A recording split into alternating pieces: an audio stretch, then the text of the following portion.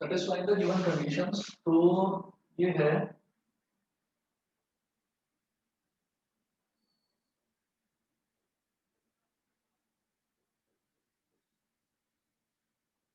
Exercise 11.4 का question number 15। 15 में देखिएगा, 15 में है कि फोकाई दे रखा है 0, plus minus under root 10।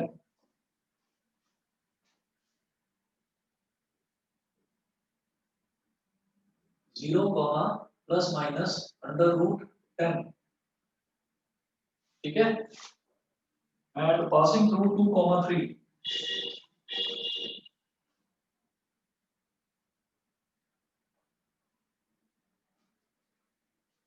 Passing through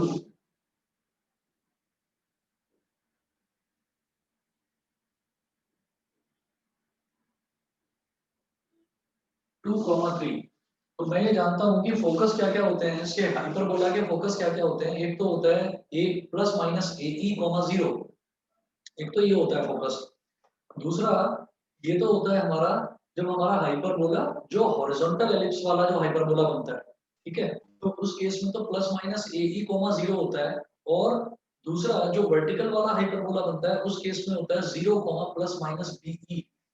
तो 0, प्लस माइनस बी ई यानी कि ये कॉन्जुगेट हाइपरबोला की बात हो रही है। तो इस केस में देखिएगा,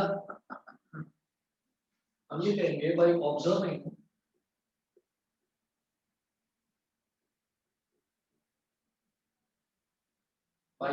the foci it is clear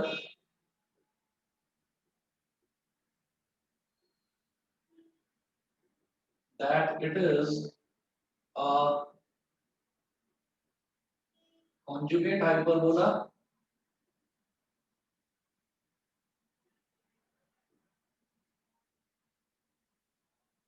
whose focus is, whose foci is 0, plus minus BE. Therefore, BE is equal to under root 10। BE is equal to under root 10। ये हो गया इक्वेशन नंबर 1। और उसके बाद BE is equal to under root 10 हो गया। अब हम ये कहेंगे also, या इसमें BE is equal to under root 10 हो गया। तो यहाँ पर बस एक काम कर लीजिए,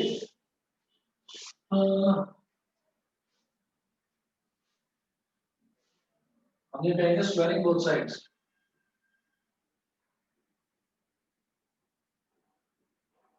स्क्वायरिंग बोथ साइड्स, तो e square is equal to 10। ये हो गया, इसको बोल दीजिए इक्वेशन नंबर 2। ये करने के बाद में फिर हम ऐसा करेंगे इसमें कि इसके फोकस को देखकर मैंने ये बता दिया कि ये एक हाइपरबोला नहीं, ये एक कॉन्जुगेट हाइपरबोला है। तो जो कॉन्जुगेट हाइपरबोला होता है, कॉन्जुगेट हाइपरबोला की इक्वेशन क्या बनती है ये देखते हैं जरा। और बल्कि हाँ, एक काम और कर लिया कि विनोद है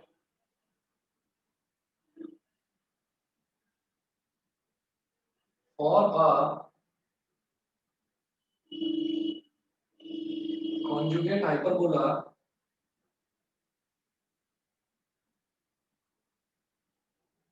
इसेंट्रिसिटी ई जो है ये हो जाती है अंडर रूट 1 प्लस ए स्क्वायर अपॉन बी स्क्वायर। ये हो जाती है इसेंट्रिसिटी। ठीक है, और अब मैं क्या करूंगा कि इसेंट्रिसिटी 1 प्लस अंडर रूट ए स्क्वायर प्लस बी स्क्वायर है, तो ई स्क्वायर क्या हो जाएगा, ई स्क्वायर हो जाएगा, ये अंडर रूट हट जाएगा 1 प्लस ए स्क्वायर अपॉन बी स्क्वायर। ठीक है, तो अब इस वैल्यू को आप यहाँ इक्वेशन नंबर 2 में डाल दीजिए।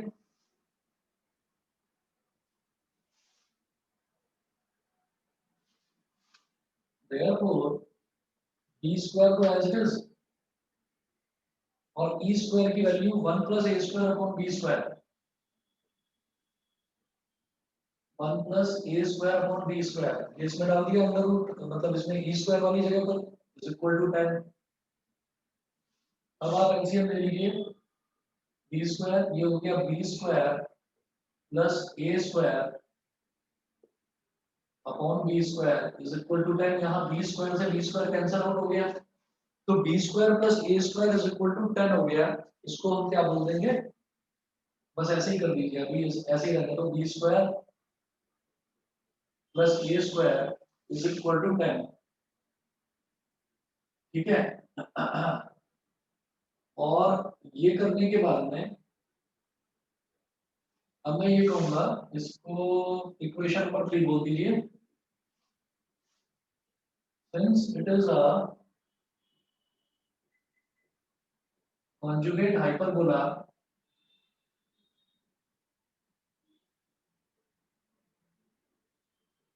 so its equation will be, since it is a conjugate hyperbola, so its equation will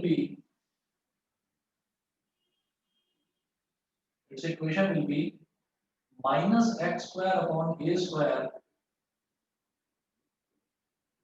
plus y square upon b square is equal to 1, and it passes through, and it passes through 2,3। तो ये 2,3 से पास होता है ये hyperbola, तो मैं इसमें क्या करूंगा, x की जगह 2 डाल दूंगा और y की जगह 3 डाल दूंगा। इट पासेस थ्रू 2,3, तो x की जगह 2 डाल देंगे हम और y की जगह 3 डाल देंगे। ठीक है, तो देखिएगा क्या होगा, माइनस तो है ही, x की जगह 2 डाल दिया तो 2 का square upon A square plus y की जगह 3 डाल दिया तो 3 का square upon B square is equal to 1। ये है। और अब आप क्या करिए, इसका एलसीएम ले लीजिए। -4 जब ये इधर आ जाएगा एलसीएम लेंगे तो सिंपली देखो जो डिनोमिनेटर है, डिनोमिनेटर में यहाँ ए स्क्वायर है यहाँ बी स्क्वायर है, ए स्क्वायर और बी स्क्वायर में कुछ भी कॉमन नहीं है, तो जब इनका एलसीएम लेंगे तो एलसीएम में क्या होगा, ए स्क्वायर और बी स्क्वायर सीधा सीधा मल्टीप्लाई हो जाएंगे। तो ये हो गया ए स्क्वायर बी स्क्वायर। अब ए स्क्वायर में क्या मल्टीप्लाई करूं कि ये पूरा टर्म आ जाए, b square into -4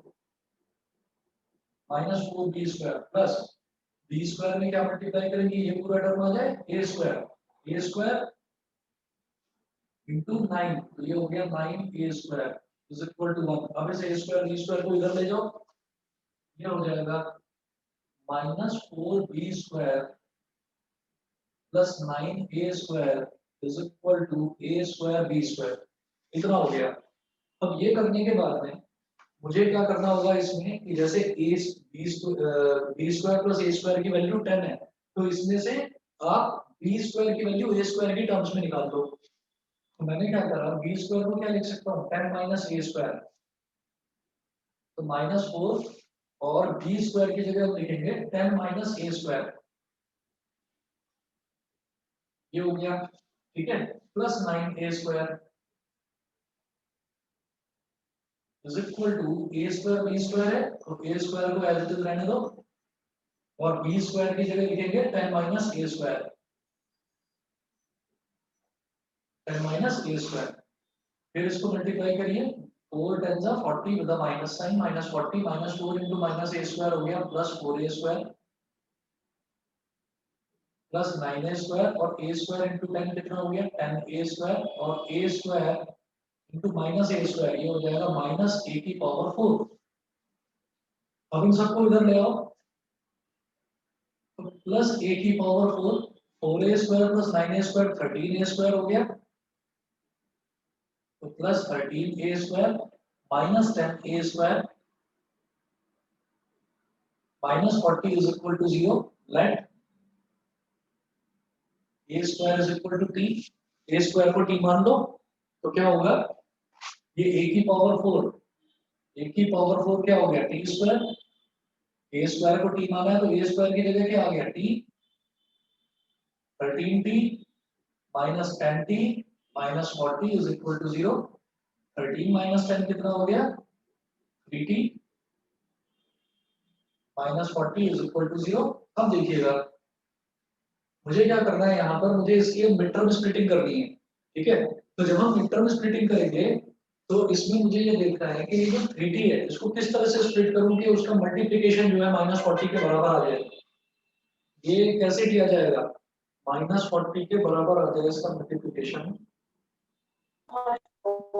sir 80 - 5t। 8 और 5 बिल्कुल सही है। तो ये हो गया t² plus 8t minus 5t -40 is equal to 0। इन दोनों में क्या कॉमन? t common. तो t प्लस 8, इन दोनों में क्या कॉमन? -5 कॉमन। तो t प्लस 8, तो ये फैक्टर्स मेरे पास आ गए t - 5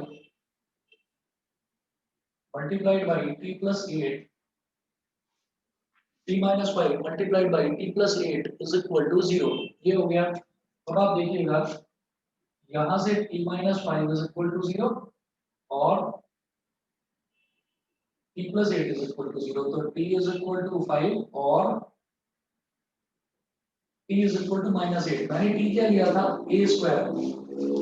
तो इसका मतलब a square is equal to 5 और a square is equal to -8, which is not possible, क्योंकि यहाँ पर जो स्क्वायर है वो किसी भी, जब हम a कह रहे हैं, a या b कह रहे हैं, तो वो कोऑर्डिनेट्स हैं। तो a और b कभी भी ऐसा कोई टर्म नहीं आ सकता इमेजिनरी जिसका स्क्वायर जो है वो नेगेटिव आ जाए। तो a स्क्वायर नेगेटिव नहीं आएगा, ठीक है ना। तो a square is equal to -8 is not possible, that's why a square is equal to 5। तो a square is equal to 5 हो गया। तो अब हम बोलेंगे, इसको मिटा रहा हूं इधर से,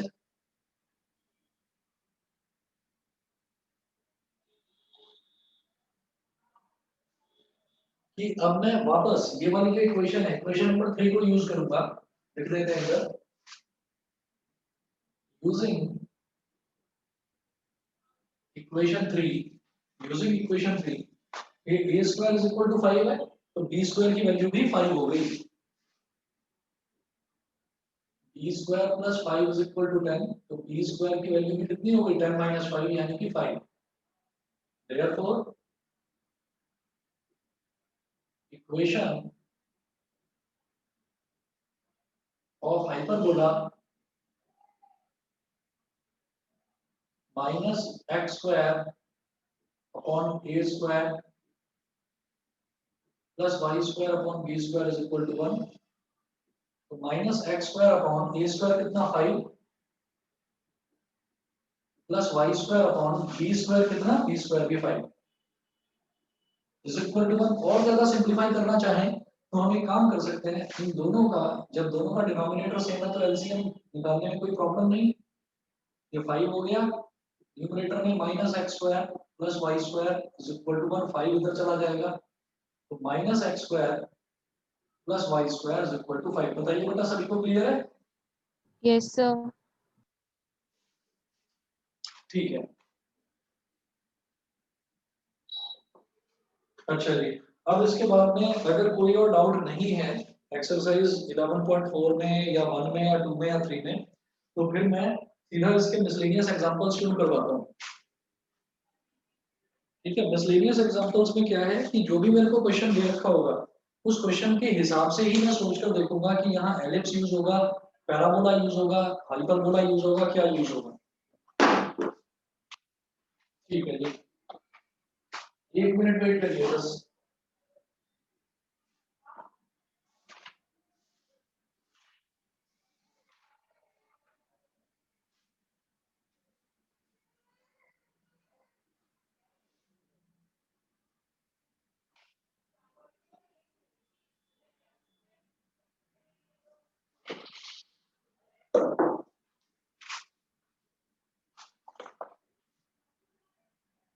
बस 1 मिनट वेट कर लो।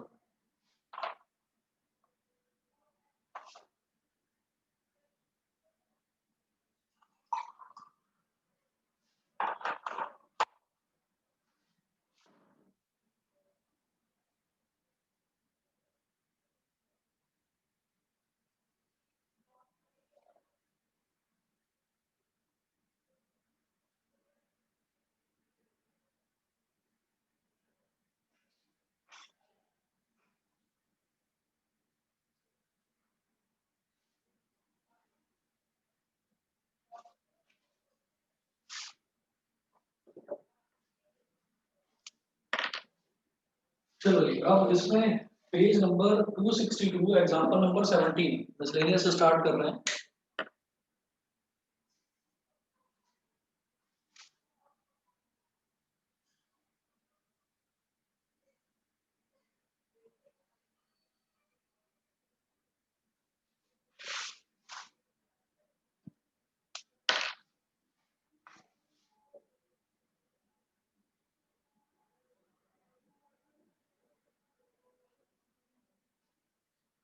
एग्जांपल नंबर 17 में देखिएगा, इन्होंने दे रखा है the focus of a parabolic mirror. तो जब इन्होंने दे दिया, पहले ही लिख दिया है पैराबोलिक मिरर, तो इसका मतलब पैराबोला का क्वेश्चन है। The focus of a parabolic mirror as shown in figure 11.33, ठीक है 11.33 मेरे को फिगर दे रखी है, is at a distance of 5 centimetre from its vertex। वो वर्टेक्स यानी कि वर्टेक्स क्या होता है, हमेशा पैराबोला की बात करें, आप ओरिजिन की, आप एलिप्स की बात करें, आप हाइपरबोला की बात करें, जो हमारा वर्टेक्स होता है, वर्टेक्स जो है वो हम क्या लेकर चलते हैं कि जब एलिप्स की और हाइपरबोला की बात करते हैं तो जो कॉर्नर्स होते हैं दोनों फिगर के वो होते हैं हमारे वर्टिसेस। लेकिन पैराबोला जो होता है, पैराबोला के केस में तो ओरिजिन ही होता है वर्टेक्स, क्योंकि पैराबोला केवल और केवल ओरिजिन पर वो 0,0 पॉइंट पर गुजरता है, वहां से जहां पर वो एक्स एक्सिस या वाई एक्सिस जैसा भी पैराबोला दे रखा है जिसके भी वो सिमेट्रिकल होगा। तो आप ये देखो, जैसे यहाँ पर दिया है the focus of a parabolic mirror as shown in figure is at a distance of 5 centimetre from its vertex. ठीक, तो वर्टेक्स का मतलब पैराबोला का वर्टेक्स होता है ओरिजिन। ठीक, और जो इन्होंने पैराबोला दे रखा है मैं उसका एक इसमें डायग्राम बना देता हूँ। पैराबोला ये गिवन है, ये वाला, वो जो आगे इन्होंने एक सर्कल बनाकर दिखा रखा है वो इसलिए दिखा रखा है कि वो 3D फिगर में दिखा रखा है, जैसे 3D फिगर होती है उस तरह से, उसकी हमको जरूरत नहीं है। ठीक, हम ये कहते हैं the focus of a parabolic mirror is at a distance of 5 centimeter from its vertex. If the mirror is 45 centimeter deep, find the distance AB। ठीक है, अच्छा, यहाँ पर कहीं पर फोकस होता है और फोकस के कोऑर्डिनेट हम लेते हैं a,0। पैराबोला के केस में फोकस के कोऑर्डिनेट ये होते हैं, वर्टेक्स होता है 0,0। तो फोकस जो है वो कितना दूरी पर है, 5 सेंटीमीटर, एक मीटर बोल रहा है 5 centimetre,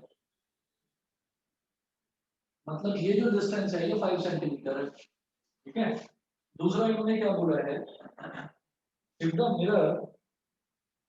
mirror is 45 centimetre deep, find the distance AB। मुझे डिस्टेंस AB फाइंड आउट करना है।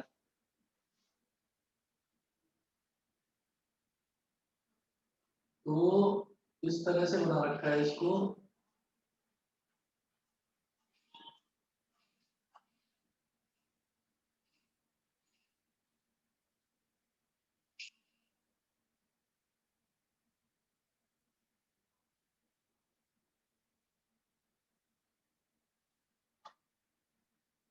यहां से लेकर A से लेकर और B तक ये डिस्टेंस बताना है, A से लेकर B तक डिस्टेंस बताना है।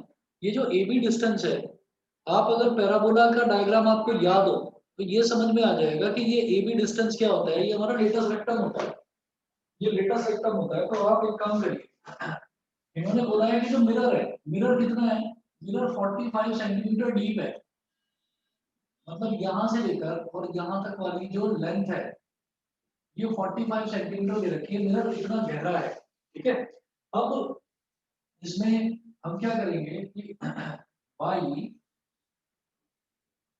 ऑब्जर्विंग द फिगर,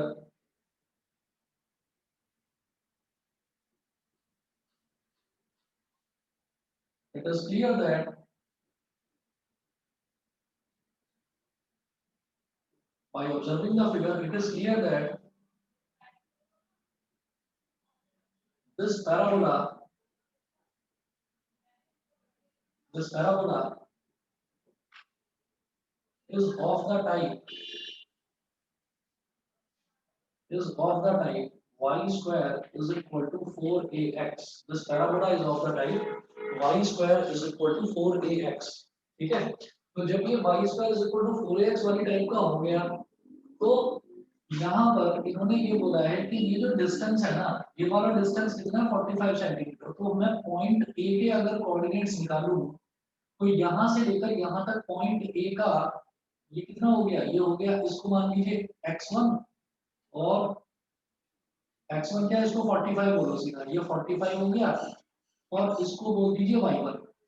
ठीक है, ये बता दीजिए ये सबको समझ में आता है कि नहीं। मैं पॉइंट ए के कोऑर्डिनेट्स निकाल रहा हूं, तो पॉइंट ए के कोऑर्डिनेट्स में कोई ना कोई तो x की वैल्यू होगी और कोई y की वैल्यू होगी।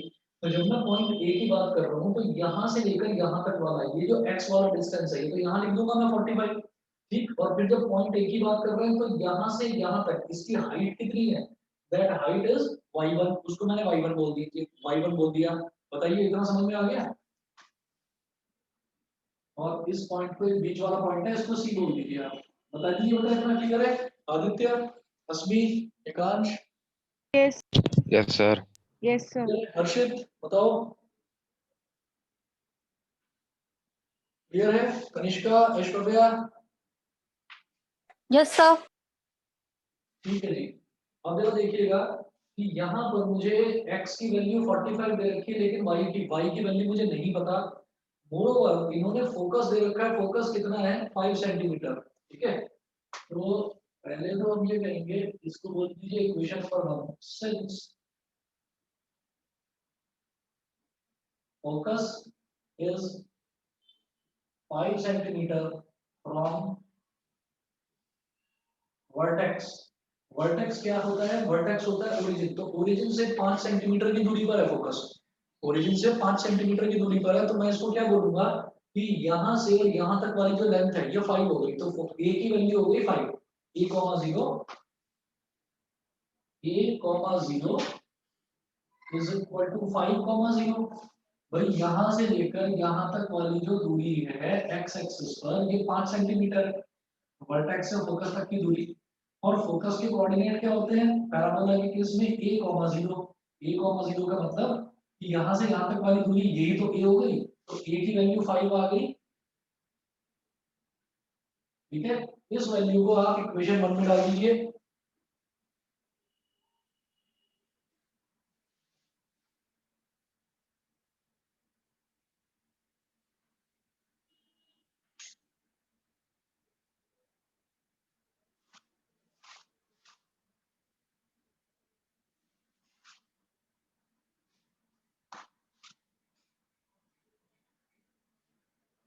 Substitute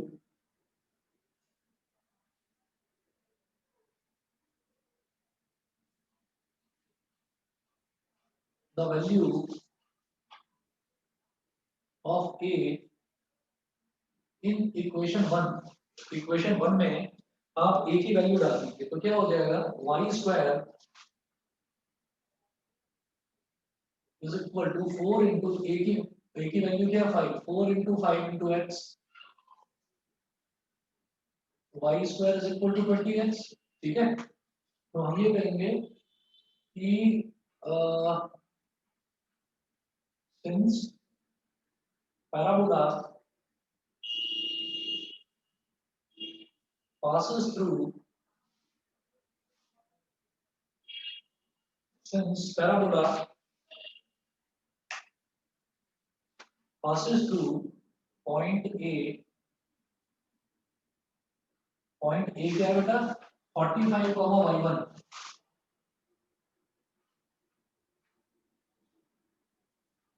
45 y1। तो आप x की जगह 45 डाल दो और y की जगह y1 डाल दो। तो y1 का square is equal to 20 multiplied by 45। तो y1 का स्क्वायर इज इक्वल टू कितना हो जाएगा 45 टू ज़ा 90 और 1 0 900। तो y1 की वैल्यू आ गई 30 सेंटीमीटर। बताइए कि इतना समझ में आ गया। और ये y1 क्या हो जाएगा, ये यहां से लेकर यहां तक वाला हाइट हो जाएगा 30 सेंटीमीटर। तो हम कहेंगे क्लियरली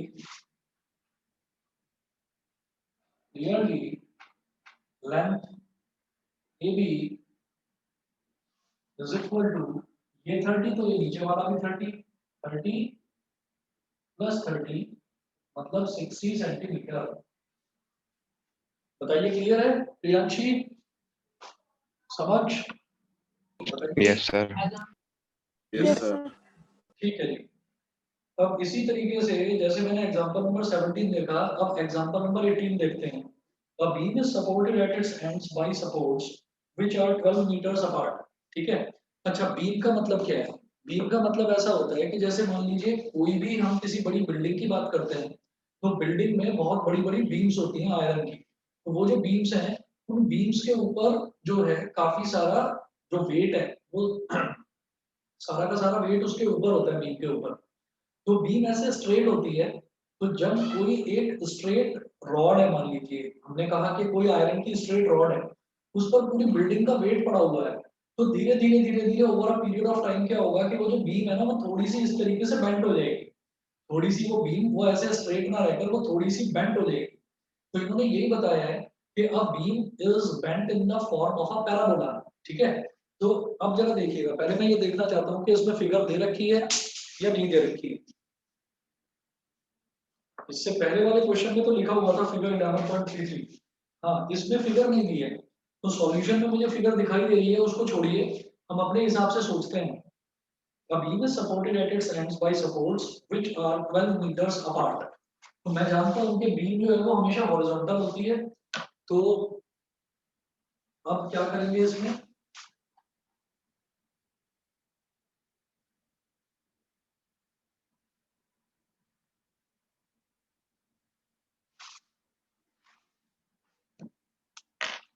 कि हमने ना एक बीम बनाएंगे, एग्जांपल 18।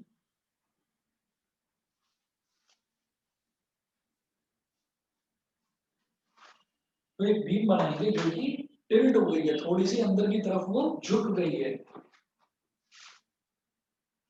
तो इस पॉइंट पर बीम सपोर्टेड है और इस पॉइंट पर बीम सपोर्टेड है, तो बीम ऐसी हो गई, पैराबोला की शेप ले ली बीम ने।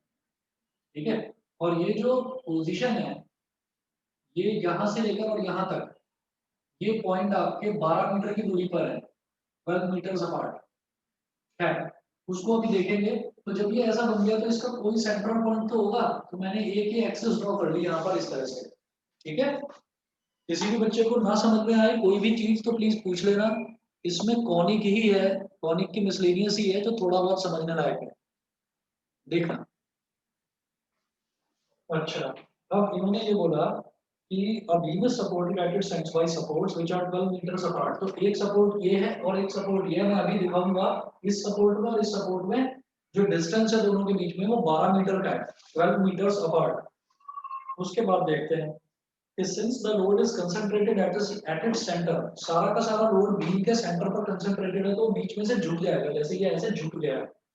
Concentrated at its centre, there is a deflection of 3 centimeter at the center। तो 3 सेंटीमीटर का डिफ्लेक्शन है। तो हमने क्या करा कि ओरिजिनली बीम बिल्कुल स्ट्रेट थी,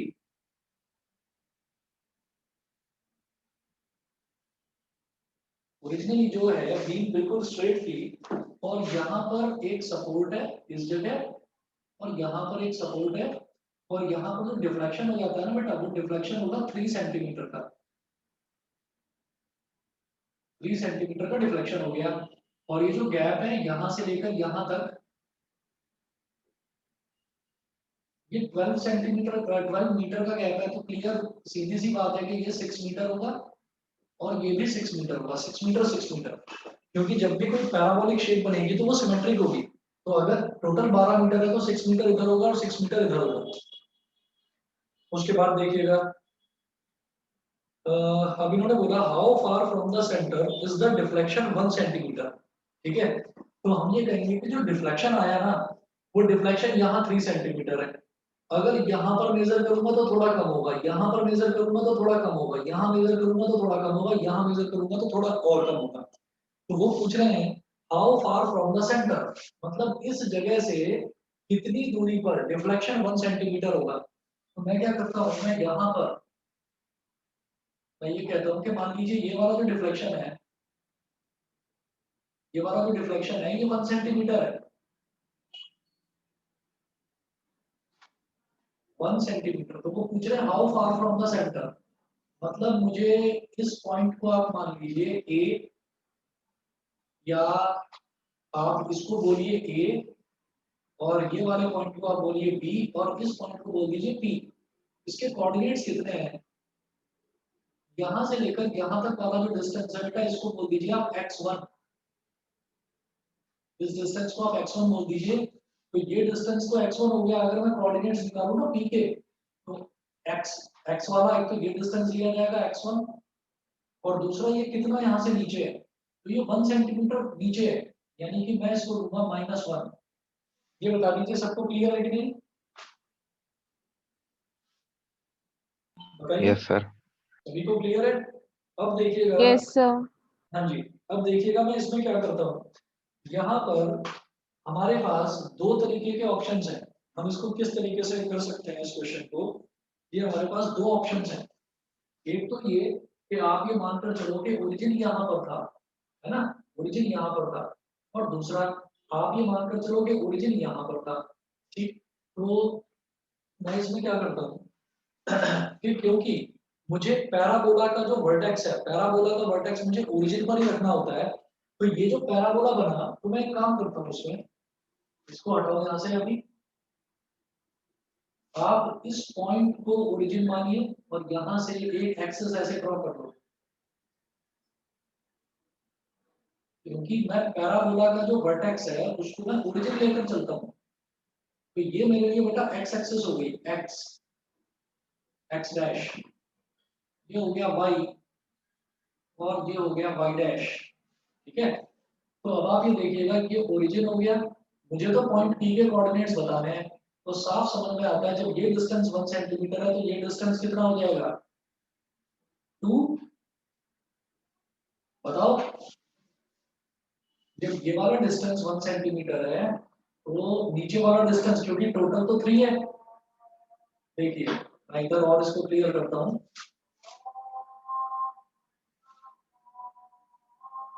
जब इधर वाला डिस्टेंस 1 है, 1 सेंटीमीटर, तो जो ये वाला डिस्टेंस है नीचे वाला, ये डिस्टेंस हो जाएगा 2 सेंटीमीटर, और इस पॉइंट को मैंने बोल दिया पॉइंट पी, तो इसके कोऑर्डिनेट्स हो जाएंगे पी के, यहां से लेकर यहां तक x1, ये x1 है, तो यहां से लेकर यहां तक x1, और ये हाइट कितनी है 2, तो x1, 2, x1, 2। बताइए इतना क्लियर है सबको? Yes sir. टाइप दे रहा है x1, 2। मैं इसके बाद ही आगे बढ़ूंगा अगर आप कहेंगे कि ये चीज मेरे को क्लियर हो गई है। बताइए एकांश क्लियर है? Yes sir. और ऐश्वर्या क्लियर है? Yes, sir. कनिष्का?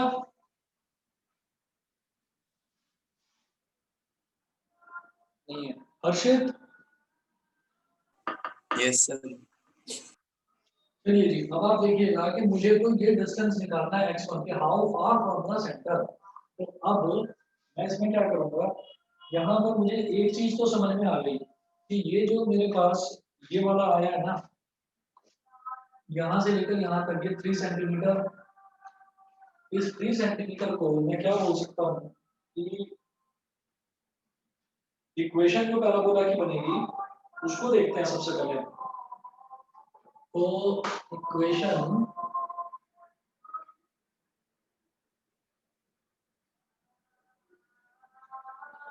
यहाँ ये 6 मीटर है, इतना ये 6 मीटर है। ठीक है जी, देखिएगा clearly, this is an upward parabola. Clearly this is an upward parabola, so its equation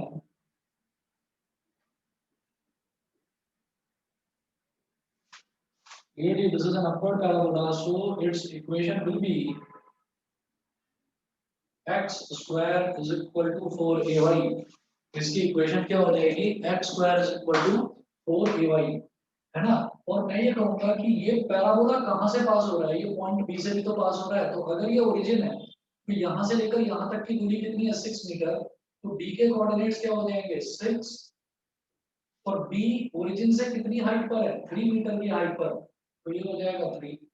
बताइए जी, इतना समझ में आ गया सबको? इतना सबको समझ में आ गया कि अगर मैं कोऑर्डिनेट्स लूं पॉइंट बी के, तो पॉइंट बी यहां से लेकर यहां तक आप ये देखिए कि पॉइंट बी ओरिजिन से और यहां तक x का डिस्टेंस कितना है 6 मीटर, तो ये 6 हो गया। और यहां से लेकर यहां तक ये कितना है 3 सेंटीमीटर, मतलब y का हो गया 3। तो 3 को क्या बोल दूंगा मैं, 3 ना बोलकर 3/100 बोल देंगे, क्योंकि मीटर की बात है ना, तो 3/100 बोल देंगे। तो 6, 3/100 हम ये कहेंगे this parabola is passing through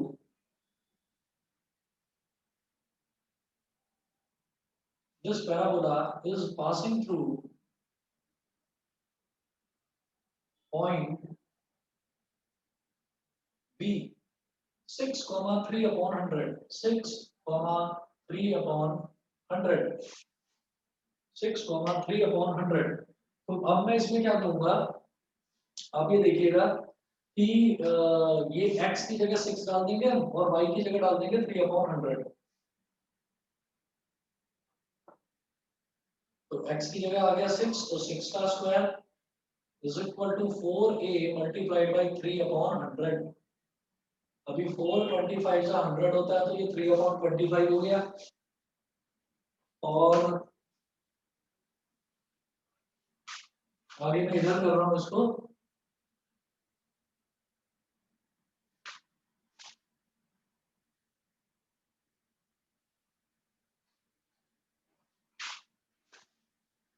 six का स्क्वायर हो गया 36 इज इक्वल टू 425 से 100 होता है, ये हो गया 3a/25, 3a/25, 3 12 36 और 25 into 12 कितना हो जाएगा, a is equal to 25 multiplied by 12। तो 12 5 जा 66 कैरी आ गया, 12 2 जा 24 और 6 कितना हो गया 24 और 6 हो गया 30। तो ये हो गया a की वैल्यू हो गई 300। ठीक है, तो a की वैल्यू हमारे पास 300 आ गई। ये बता दीजिए ये सब बच्चों को क्लियर है इतना कि a जो है वो आ गया हमारे पास 300 क्या मीटर, यानी कि इसका फोकस कहाँ होगा, इस पैराबोला का फोकस होगा 300 मीटर, बहुत ऊपर होगा इसका focus.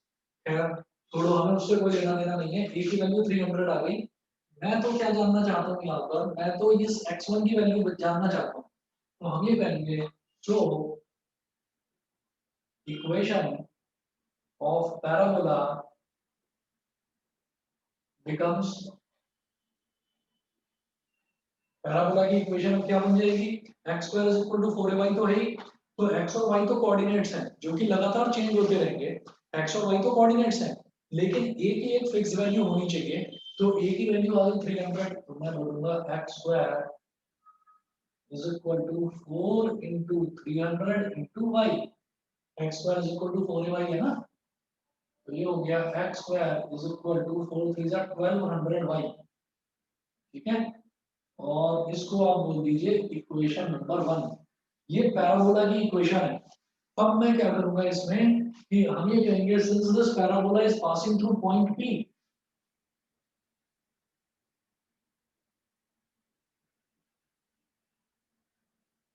since this parabola is passing through point P, तो पॉइंट P के कोऑर्डिनेट्स क्या है x1, 2 सेंटीमीटर। तो देखिए जो मैंने यहाँ पर 2 भी लिखा है ना, इसको 2 ना लिखकर 2/100 लिखेंगे, क्योंकि वो सेंटीमीटर में है और मैं कोऑर्डिनेट सारे मीटर में लेकर चल रहा हूँ। ठीक है, तो ये हो जाएगा P x1, 2/100। अब x की जगह x1 डालो और y की जगह 2/100 डालो। x की जगह x1 डाला तो x1² = 1200 मल्टीप्लाई बाई y की जगह 2/100।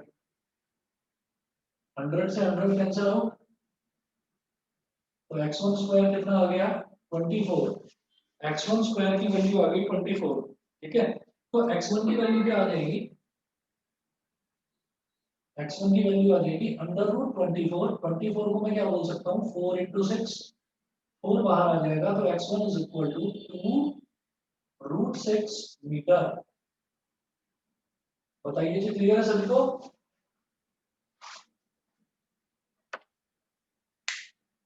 मतलब जो भी हमको क्वेश्चन दे रखा होगा, आपने इससे पहले वाले क्वेश्चन में भी देखा और इस वाले क्वेश्चन में भी देखा कि जो भी मुझे क्वेश्चन दे रखा होगा उसमें मैं सबसे पहले ये आइडेंटिफाई करूंगा कि हमारा जो पैराबोला है वो पैराबोला अपवर्ड है या डाउनवर्ड है, सॉरी अपवर्ड है या राइटवर्ड है या लेफ्टवर्ड है या डाउनवर्ड है। 4 तरीके के होते हैं पैराबोला। वो आइडेंटिफाई करने के बाद में फिर हम ये देखेंगे कि कौन से ऐसे दो पॉइंट्स हैं जिन पॉइंट से होकर वो पैराबोला गुजर रहा है। जैसे मैंने यहाँ पर ये आइडेंटिफाई कर लिया था कि ये वाला जो पैराबोला है ये 6,3/100 ये इस पॉइंट से गुजर रहा है। तो मैं जब ये देख लिया मैंने कि ये अपवर्ड पैराबोला है, तो अपवर्ड पैराबोला से ये समझ में आ गया कि इसकी इक्वेशन होगी x² = 4ay, ठीक है। फिर x की जगह डाल देंगे 6 और y की जगह डाल देंगे 3/100। वो डालकर जो एक ही अननोन होता है पैराबोला के केस में a, है ना, तो वो a मैंने फाइंड आउट कर लिया। a की वैल्यू कितनी आ गई 300 मीटर। तो इक्वेशन क्या बन गई पैराबोला की, जो ओरिजिनली मैंने लिखी थी इक्वेशन x² = 4ay, इसमें आप a की जगह 300 डाल दीजिए, तो x² = 1200y, ये हो गया। ये करने के बाद में हमने एक चीज और देखी थी कि ये पैराबोला इस पॉइंट से होकर गुजर रहा है x1, 2/100, तो x1 ही मुझे निकालना है। तो इस इक्वेशन में x की जगह x1 और y की जगह 2/100 डाल दिया, तो x1 की वैल्यू आ गई। बताइए बेटा, सबको क्लियर है? Yes, sir. हर्षित क्लियर है, समझ गए? हर्षित समझ में आ गया? Yes sir. Aditya yes sir. Aditya yes sir. ठीक है। चलिए जी, अब इसके बाद में अगला क्वेश्चन देखते हैं इसका। नेक्स्ट एग्जांपल देखेंगे जिसके इसका नेक्स्ट है कि a rod AB of length 15 centimeter rests in between two coordinate axes in such a way that the end point capital A lies on x-axis and end point capital B lies on y-axis. A point point PXY is taken on the rod in such a way that AP is equal to 6 centimeter. Show that the locus of P is an ellipse. Locus का मतलब क्या होता है? रास्ता। रास्ता मतलब इस point P को मैं किस किस तरीके से घुमाता जाऊं। अगर मैं पॉइंट पी को आगे की तरफ में ट्रैवल करता चला जाऊं और फिर उन पॉइंट्स को मैं मिला दूं तो वो एक ओवल शेप ले लेगा, वो एलिप्स की शेप ले लेगा। अब इस चीज को समझने में मुझे लगता नहीं है कि दिक्कत आएगी। 1 मिनट देखिएगा, मैं अभी बताता हूँ।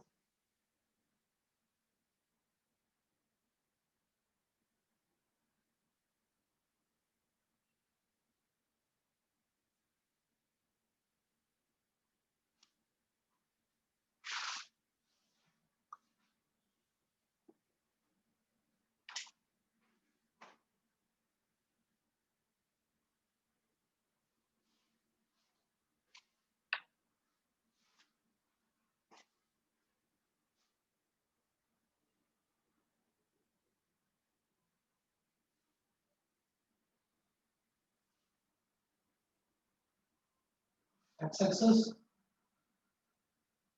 और वाई एक्सेस। अब क्या है कि a rod AB of length 15 centimeter rests in between two coordinate axes. Rest a rod AB of length 15 centimeter rests in between two coordinate axes. तो दो coordinate axes की जब हम बात करते हैं तो coordinate axis कौन सी हो गई हमारी? एक x axis ले लो और एक y axis ले लो। तो 15 सेंटीमीटर है, वो दो कोऑर्डिनेट एक्सिस की पर जो है रेस्ट करती है in such a way that the end point capital A lies on X axis, ठीक है। तो एक रॉड है, उसका एंड ये वाला इधर वाला ए, ये तो एक्स एक्सिस पर लाई करता है and and point B lies on y axis. And point B जो है it lies on y axis. बेटा 1 मिनट वेट करिए।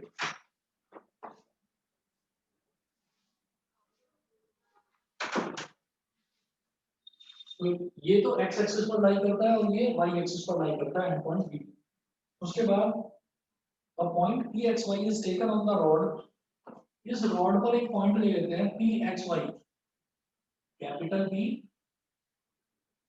x, y, एक पॉइंट ले लिया। is taken on the rod in such a way that AP is equal to 6 centimetre. ये जो length है AP ये हो गई 6 सेंटीमीटर और जो रॉड की टोटल लेंथ है वो कितनी दे रखी है 15 सेंटीमीटर। तो AP अगर 6 है तो PB कितनी हो गई 9 सेंटीमीटर। PB हो गया 9 सेंटीमीटर, ठीक है। उसके बाद ये बोल रहा है show that the locus of point P is an ellipse. Locus of point P is an ellipse मतलब हमें ये जो पॉइंट P है इस पॉइंट P को अगर मैं इस कोऑर्डिनेट एक्सिस पर घुमाता चला जाऊं, है ना, घुमाता चला जाऊं कुछ इस तरीके से कि जो हमारी ये जो रॉड है इस रॉड से इसका डिस्टेंस सेम बना रहे कि 6 सेंटीमीटर ये 9 सेंटीमीटर ये, तो मैं रॉड की पोजीशन चेंज करूंगा। तो आप ये कहिएगा कि जब ये पॉइंट P है, या एक चीज समझिए सीधा सीधा, ये पॉइंट P को हमें कहीं ना कहीं पॉइंट P को हमको कहीं ना कहीं इस कोऑर्डिनेट एक्सिस में मूव करना है। तो जब मैं मूव करूंगा तो वो जो उसका जो पाथ बनेगा वो पाथ एक एलिप्स बन जाएगा। अब आप ये कहेंगे जी मूव किस तरीके से कर रहा है, तो मूव इस तरह से करेगा जो ये कंडीशन दे रखी है। ये कंडीशन दे रखी है कि एक रॉड है, उस रॉड पर रॉड एक पॉइंट रॉड का एक्स एक्सिस पर टच कर रहा है, दूसरा पॉइंट वाई एक्सिस पर टच कर रहा है और कुछ इस तरह से ये एक एंड से 6 सेंटीमीटर दूसरे एंड से 9 सेंटीमीटर। तो ये एक छोटी सी कंडीशन दे रखी है।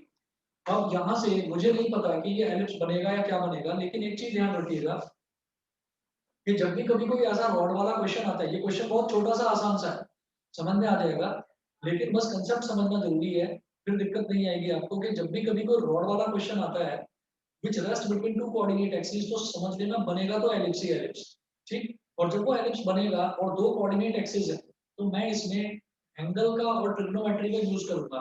कैसे, हमने ये कहा कि जब ये पॉइंट P है तो इस पॉइंट P को आप क्या करो ऐसे यहाँ पर मिला दो एक्स एक्सिस से डॉटेड लाइन से और यहाँ से मिला दो डॉटेड लाइन से वाई एक्सिस से, ये मिला दिया। इस वाले एंगल को थीटा मान लीजिए, तो ऑब्वियस सी बात है ये वाला एंगल भी थीटा हो जाएगा। ये बता दीजिए इतना सब बच्चों को क्लियर है। मैंने इस एंगल को थीटा माना तो ये वाला एंगल भी थीटा हो जाएगा। तो हम इसको कुछ कह देते हैं, एक पॉइंट हमने बोल दिया, ये पॉइंट को बोल दिया Q और इस पॉइंट को बोल दिया R। ये भी 90 डिग्री और ये भी 90 डिग्री, ठीक है। और जो कोऑर्डिनेट है ये x, y, तो इसका मतलब यहां से लेकर यहां तक वाला जो डिस्टेंस है, यहां से यहां तक वाला जो डिस्टेंस है ये हो गया x, और ये जो नीचे से ऊपर वाली जो ये हाइट है ये हो गई y, x और y, ठीक है। ये थोड़ा छोटा लिख रहा हूं, दिखाई दे रहा है ना सभी को, असमी दिखाई दे रहा है x और y। तो हम ये Yes, sir. ठीक है, ओके, हम ये कहेंगे कि angle PAR is equal to angle BPQ is equal to theta. दोनों इक्वल है और थीटा मान लिया कि थीटा के इक्वल है, तो रीजन में क्या लिखेंगे कॉरेस्पॉन्डिंग एंगल्स, कॉरेस्पॉन्डिंग एंगल्स।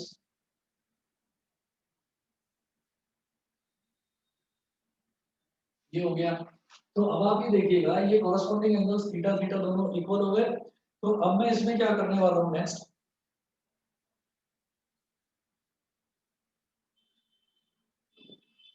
तो अब इसमें हम क्या करेंगे कि ये वाला एंगल थीटा है, ये वाला एंगल भी थीटा है क्योंकि दोनों कॉरेस्पॉन्डिंग एंगल्स आ गए। अब ना मैं यहाँ पर x की और y की वैल्यू निकालना चाहूंगा थीटा की टर्म्स में, ठीक। तो किस तरीके से हम निकाल सकते हैं, मैं ये कहता हूँ यहाँ पर in triangle BQP, in triangle BQP B Q P, इस ट्राइंगल की अगर मैं बात करूं तो यहाँ पर मैं कैलकुलेट करूंगा कॉस थीटा। क्यों? क्योंकि ये जो लेंथ है ना Q से लेकर P तक, जब ये x है तो बेटा ये भी x हो जाएगी, ठीक है। और ये 90 डिग्री है, 90 डिग्री के सामने वाली साइड है मेरे पास 9 सेंटीमीटर, ठीक। तो मेरे को ये x पता है और ये 9 सेंटीमीटर पता है, मतलब बेस और हाइपोटेन्यूज मालूम है, तो मैं cos निकालूंगा। cos theta is equal to base क्या हो गया QP अपॉन हाइपोटेन्यूज क्या हो गया BP, QP अपॉन BP। तो cos theta is equal to QP की वैल्यू क्या है x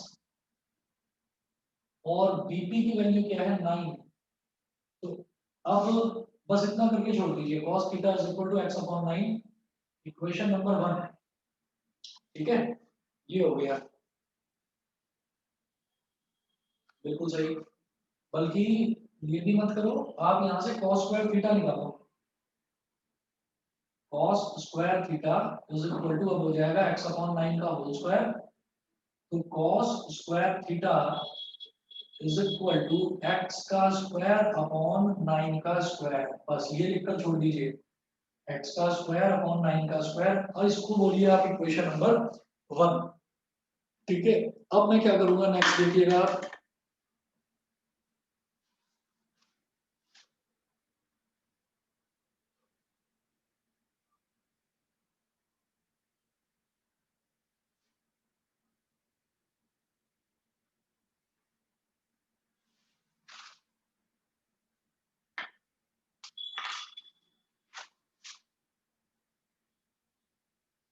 अब देखिएगा, ये तो मैंने बात करी ट्राइंगल बी क्यू पी की। अब एक छोटा ट्राइंगल है ट्राइंगल पी आर ए, इसकी बात करते हैं। In triangle P R A, in triangle P R A, तो यहाँ पर आप ये देखिएगा कि इसमें मेरे को एक तो ये परपेंडिकुलर मालूम है, थीटा के सामने वाला परपेंडिकुलर, और 90 के सामने वाला हाइपोटेन्यूज ये मालूम है। तो मैं यहाँ पर जैसे इधर मैंने cos थीटा कैलकुलेट करा था, उधर मैं sin थीटा कैलकुलेट करूंगा। ये जो ट्राइंगल था बी क्यू पी, इसमें थीटा के सामने वाली साइड परपेंडिकुलर मुझे नहीं पता थी, ठीक। 90 के सामने वाली साइड हाइपोटेन्यूज पता थी, और ये थीटा के साथ वाली साइड जो कि बेस होती है वो पता था, बेस और हाइपोटेन्यूज पता था, इसलिए मैंने cos थीटा कैलकुलेट करा। क्यों करा, 2 मिनट में बताता हूँ, समझ जाएंगे अभी। इसी तरीके से ट्राइंगल पी आर ए में मुझे थीटा के सामने वाली साइड यानी कि परपेंडिकुलर मालूम है, और 90 के सामने वाली साइड यानी कि हाइपोटेन्यूज मालूम है। तो मुझे परपेंडिकुलर और हाइपोटेन्यूज दोनों पता है, तो मैं यहाँ पर साइन थीटा की वैल्यू कैलकुलेट करूंगा। तो in triangle P R A sine theta is equal to perpendicular यानी कि P R upon P A, hypotenuse P R upon P A. तो sine theta is equal to, देखिए P R की value क्या है Y, और पीए की value क्या है 6, वाई अपॉन 6। अब क्या करिए आप स्क्वायरिंग कर दीजिए, तो ये क्या हो जाएगा sine square theta is equal to y upon 6 का होल स्क्वायर, ये हो गया। तो क्या कहेंगे sine square theta is equal to y का स्क्वायर अपॉन 6 का स्क्वायर, ये हो गई इक्वेशन नंबर 2। अब आप क्या करिए इक्वेशन नंबर 1 को और इक्वेशन नंबर 2 को, इन दोनों इक्वेशंस को आप ऐड कर दीजिए, ऐड फर्स्ट एंड सेकंड, दोनों इक्वेशंस को आप ऐड कर दीजिए। तो फर्स्ट इक्वेशन क्या है cos स्क्वायर थीटा, मतलब इसका लेफ्ट हैंड साइड और इसका लेफ्ट हैंड साइड ऐड हो जाएगा, cos square theta plus sin square theta, इसका राइट हैंड साइड और इसका राइट हैंड साइड ऐड हो जाएगा, क्या हो गया x square upon 9 square plus y square upon 6 square. मैं जानता हूं कि cos square theta plus sin square theta, मैं जानता हूं कि इसकी वैल्यू 1 होती है, ठीक है। तो cos square theta plus sin square theta हो गया 1, और ये हो गया x square upon 9 plus y square upon x square upon 9 का square plus y square upon 6 का square, which is the equation of an ellipse. बेटा एलिप्स की इक्वेशन यही तो होती है, x square upon a square plus y square upon b square is equal to 1। तो ये एलिप्स की इक्वेशन बन गई। हेंस एक लाइन लिखिएगा लास्ट में,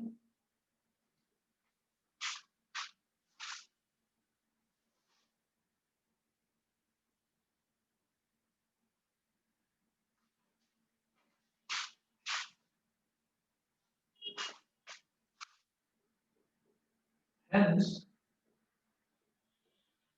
locus of point P will be an ellipse।